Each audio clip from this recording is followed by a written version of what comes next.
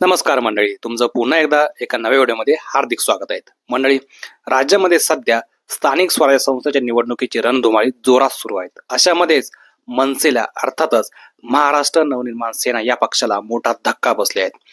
Mulshi pattern fame पिट्याभाई म्हणजेच रमेश परदेशी या अभिनेत्याने भाजपमध्ये प्रवेश केलेला आहे। रमेश परदेशी हे महाराष्ट्र नवनिर्माण सेना चित्रपट सेनेचे उपाध्यक्ष होते।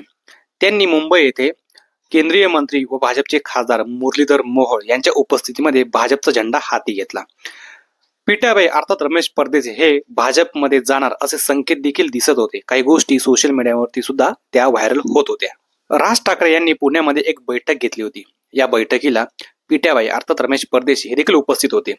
या बैठकीमध्ये राज ठाकरे हे पिट्याभाईवरती जास्त प्रमाणात संतापले होते। जेव्हा त्यांना हा प्रश्न विचारण्यात आला की राज ठाकरे का संतापले होते, तेव्हा ते म्हणाले की राज ठाकरे माझ्यावरती संतापले नव्हते, तर मी राष्ट्रीय स्वयंसेवक संघाचा एक फोटो सोशल मीडियावरती अपलोड केला होता, त्यामुळे ते माझ्यावरती त्यांनी मिश्किलपणे भाष्य केलं होतं, असं देखील रमेश परदेशी यांनी वक्तव्य केलं।